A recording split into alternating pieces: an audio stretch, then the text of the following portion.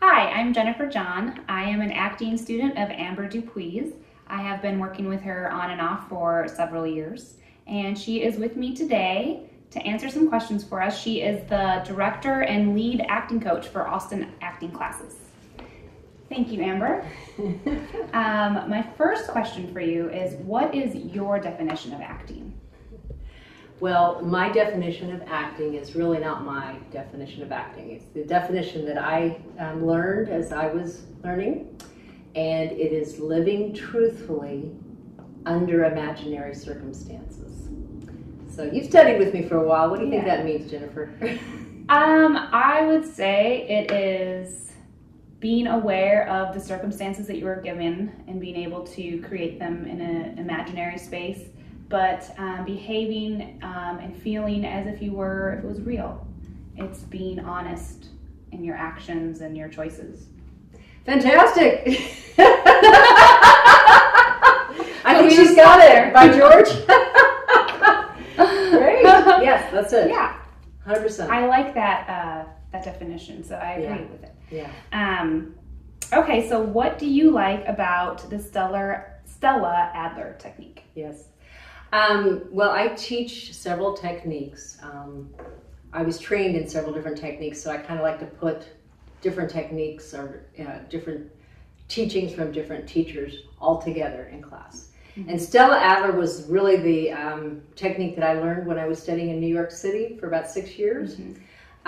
And what I think I like most about Stella Adler is her passion for script analysis and really understanding where the character comes from, their background, their socioeconomic background, their political background, their educational background, really bringing all of that to play and understanding the time period that you're playing. Mm-hmm. All of that informs your imagination, and she was also huge into the imagination and really using the imagination. So that's what I love about her. Good. Yeah. What about the Meisner technique? I studied the Meisner with Ron Hay here in Austin for a couple of years, and what I really love about the Meisner technique is it really helps you learn how to be in the moment. It really helps you to learn how to respond instinctually and impulsively. It really helps you to learn how to call behavior. So like right now, you're looking at me and you're nodding and you're listening. Mm-hmm. And it also helps you to respond to what you're seeing. And so it frees you up that way too. It gets your focus off yourself. And that's a big part of acting, is really learning how to put your focus on someone else and responding to what they're giving you. Right. So it was a great way to free myself up, and I think it's a great technique for film. Great. Yeah. What about Uta Hagen? Uta Hagen. It's all right. I adore Uta Hagen. She is no longer living, but she taught at the HB Studios in Manhattan. And what I think I love most about her, she's got an incredible mind first, but she really studied behavior. And acting is behaving. It's doing. You know, and so she really had actors look at, what am I doing when I'm trying to get you to do something, or what am I doing in my day-to-day living, and starting to really notice my behavior versus just what am I thinking and feeling. Because it's behavior that's interesting to watch, and it's the behavior of a character that really helps the audience know who that character is, how they do things. So it was her study of behavior that was fascinating to me. So it sounds like you use all these techniques and you support all of them. Absolutely. Yeah. Okay. How have you incorporated Lee Strasberg's techniques? Lee Strasberg was one of the teachers of the method in Manhattan. I didn't study under him, but I've done a lot of reading, and I found that the things that he was teaching in class, I was kind of intuitively and teaching in my class, which is really relaxation, concentration, sense memory, all of those things to get the actor open up and responsive. So that's my favorite part about Mr. Strasberg. He also was sort of famous for effective memory, and that's very controversial. It's where you use a memory from your past. And there is kind of a rule of thumb, and that is you don't use a fresh memory. You use one maybe 7 years past that you've already worked through, and it's not traumatizing you in the moment. but he used effective memory often to help you get to a feeling in a scene if you were having a hard time getting there. And I'm fine with that. I'm fine with using whatever works. Great. So what should a student look for in an acting teacher, in your opinion? Well, I think you should interview your teachers and find one that you resonate with, one you feel safe with. Hopefully they'll let you come and audit a class and you can watch their teaching style and see if you feel comfortable or challenged. Every person is different. I'm pretty sensitive, so I really don't like a pretty tough teacher or a critical teacher, but at times that can be helpful. So it's really up to you and going and seeing where you feel comfortable and where you feel creatively challenged. Good. Yeah. All right, so what does a beginning actor need to develop first, and how should a student progress with their acting training? Yeah. I really think the first thing you need to develop is your instrument. And that comes from having an awareness of yourself.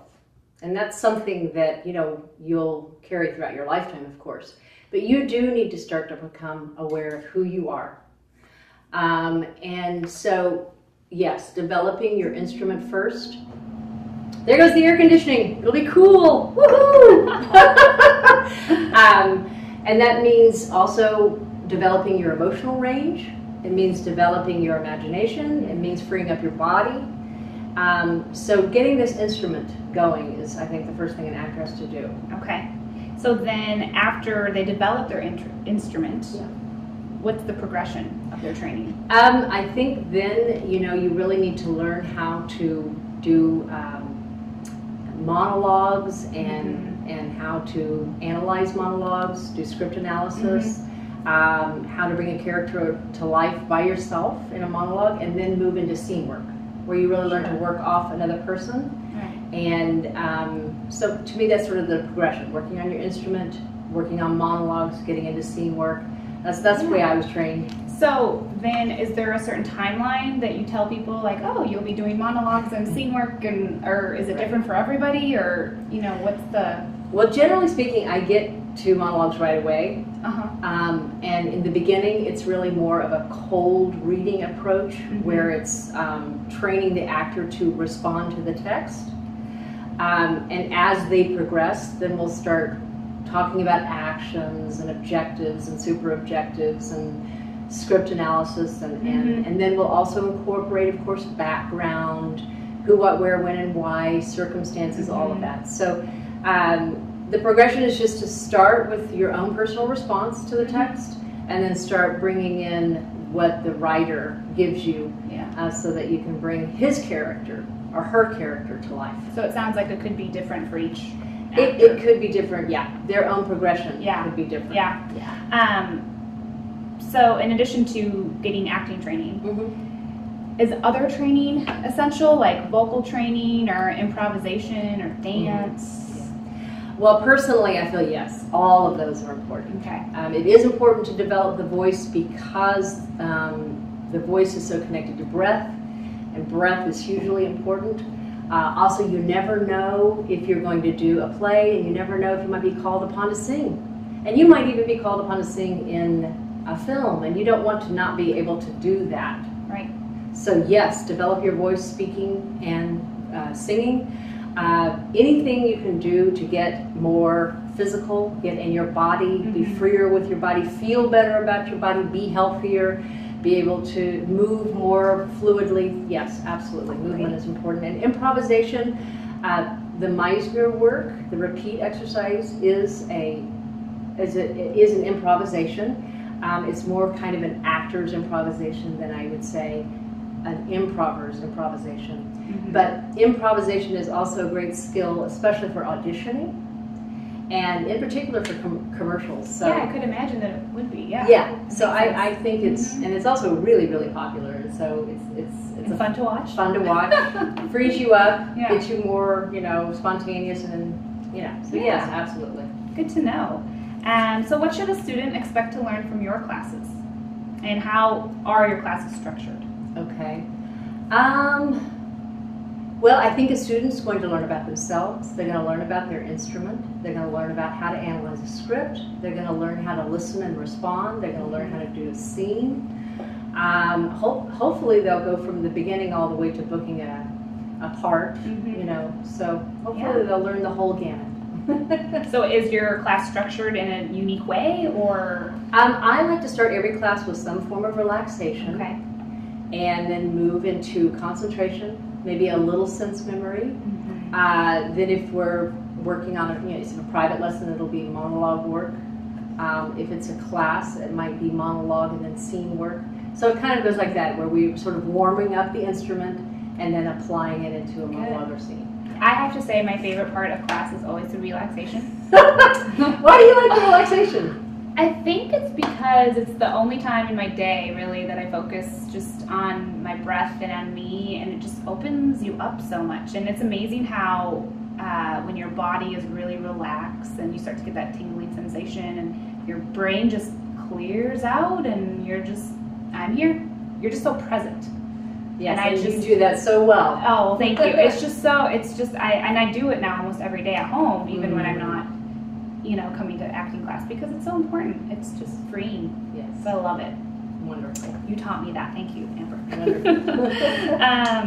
Okay, so what kinds of students do you like to coach? Well, I like students like you. Oh, great. Well, what I love about you, Jennifer, is you are dedicated. But when you came to class, you didn't know for sure if you were going to be an actor, but that never deterred you from doing your work. In other words, you were serious about your work, even if you didn't know where it was going to lead you. Right. You were open, you were willing, you were emotionally accessible from the beginning, and not everybody is that way. It's one of your gifts. You have an active imagination. You love to act. You're willing to play. You're willing to be a fool. You're so supportive in class. You're the first person to give someone who might be crying a hug. No, you're humble and hardworking, and you bring a lot of talent. Everybody has talent, and that anybody's talent can be developed. Yeah. Well, thank you for that. That's really nice. Yeah. So, what if someone's shy, or they're unable to get in touch with their emotions, or they're not really great at connecting with others, or what do you think? I'm actually shy, and I'm actually an introvert, pretty sensitive. A lot of my work is geared towards sort of calming down the nervous system and getting people relaxed. And the more relaxed you are, the more you can connect, the more you can listen, the more you can respond, and more you can be in touch with your feelings. So it's a great way to get connected that way. And then working in scenes, you get to try on different characters or do things that you might not normally do in your everyday life. Yeah. And that frees you up too. Yeah, absolutely. Yeah. Yeah. So do you think that someone could develop their skills as a public speaker because of taking acting classes? I do. I think they're going to become absolutely more comfortable and confident. Now, if they have some verbal or speech issues, they probably should see a speech coach. But just getting up in front of people on a regular basis, having that practice, will always make you a better public speaker. Right. Yeah. It's good. It's helped me, actually. Yeah. I didn't really have problems with public speaking, but it's just amazing how it just helps. Being in front of people, doing stuff in front of a camera. Yeah. Exactly. Okay, so as a student, I have seen firsthand, we do really dig really deep, and we connect to emotions, and sometimes there's emotions there like I didn't even know were there, and that's a big part of class, is connecting to your emotions and being able to bring them up for a character. And I could imagine that would be, maybe traumatizing for some people, dependent on what their emotions and what their life experiences are. Do you ever recommend that people seek out therapy before training or while training? I highly recommend it. Okay. I've been in and out of therapy most of my life. It's something I recommend whether you're in acting or not, but specifically when you're in acting, an acting coach may help bring up feelings for you, but it's really not their job to help you heal. Right. So if stuff comes up and it's painful for you or it's difficult for you and it's blocking you from your progress, it's probably a good time to get some help. And a lot of times there's some pretty deep traumatic stuff that have happened to us all, and I'm not trained to help you get through that. Right. But I do require that you be able to feel all of your emotions, like you're playing a piano, 88 keys. Right. And if there's some area in your range that you just can't go to, refuse to go to, or too scared to go to, then you probably need to get some help if you're really committed to being an actor. That's good to know. I'm sure there's many people that, Yeah. you know, should take that advice. And maybe they won't, but Yeah.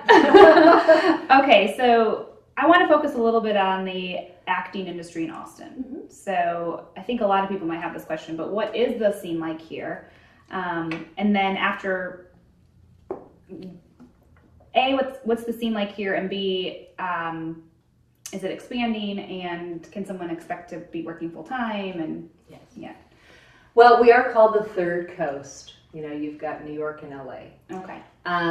But no, you can't quit your day job. Yeah. I mean, honestly, you can't make a living as a full-time actor here. Mm-hmm. But there's plenty of things to do, and I come from the theater, and I think the best actors do. So I do think that, you know, there's plenty of opportunities to work on stage. Mm-hmm. There's a lot of opportunities to do student films through the University of Texas. Mm-hmm. There's a lot of independent films going on here. Mm-hmm. And so you are going to have to get an agent to get some of the bigger films, the Robert Rodriguez or the Linklater films. They usually only go through an agent to get people who are going to actually say lines in their movie. I mean, extra work you can get right now, and that's another great way to get exposure and get on the set and learn how things go. Mm-hmm. But eventually you'll have to get an agent, and honestly, a lot of beginning actors think they can get that right away, and that's just not true. Yeah. You need to have somewhat of a resume, meaning you need to have some experience, and you definitely need to have taken classes. You need to know your craft. Right. And you really don't want to get up in front of an agent until you're pretty confident with yourself, because you don't want to make a bad first impression. Oh, sure. Yeah. But once you get your agent, and before you get your agent, you're going to have to get headshots. They are a necessity. It's like a business card. Right. That was my next question. Are headshots necessary? They are absolutely. It's like, you know, it's part of your business. You've got to have a headshot and a resume, and probably business cards too. But yes, you need that. And then once you get your agent, they can get you auditions. But even then, you know, a lot of the roles in Austin are 5 and under, you know, meaning there's only 5 roles or under, 5 sentences or under. Mm-hmm. So ultimately, if you're really serious about this, you're probably going to need to move to a bigger city if you want to try to make this your living. And even that's difficult, to be honest with you. Right. So you really need to make sure you are skilled, you're confident, and you have a resume. And that's my recommendation, even before people move to a bigger city, that they're bringing something to the city. Right. They're not going there cold. Not that that's not, you know, an option, but it's best to have something in your bag. I mean, it's much like an education. It's an acting education. Yeah. And you need to have it. Yeah. Before you can go and expect someone to hire you for that specialty, right? Yeah. Yeah. So it makes sense. Yeah. So if you're a beginning actor, such as myself, kind of. Not really. Well, when should someone start to make that transition into going on auditions? Well, I mean, that is kind of a subjective, I can't give you a specific answer. Some teachers might say to you, jump right in. And I would say jump right in on certain projects. Where I went to school in New York, I was told not to audition for at least 2 years into my training. So it really depends where, you know, in Austin, I would say it wouldn't hurt you to do theater. It wouldn't hurt you to do the UT independent films. You know, it wouldn't hurt you. You're going to learn a lot, you know, that way. But I do think you should have some skills under your belt before you get up in front of an agent or a casting director who might get a bad impression of you if you're not ready. Yeah, because they hold on to those impressions, right? Yeah, they may not call you back. Right. But even so, when you do see a casting director and you start working, sometimes they need to see you 5, 10 times before they say, yeah, I trust you. I think I'll hire you. Right. They need to see that you can do it consistently. Because, hey, sometimes you can do it great one time, but then the next time, and then the next 3 times, you're not that great. So that's where you need to have tools again and skills so you can be consistent. Good. Yeah. We've kind of answered this question about, moving to a bigger city to make it. But it sounds like it's just very important to have some training and be very comfortable with yourself. Yeah. And know yourself. Yeah. And try to get as much experience as you can. Yeah. Yeah, absolutely. You need to go in strong. Yeah. Without a doubt. Great. Yeah. Well, thank you so much for speaking with me. And I hope that we helped answer some questions that others might have. Yeah. Great. Thank you. Thank you.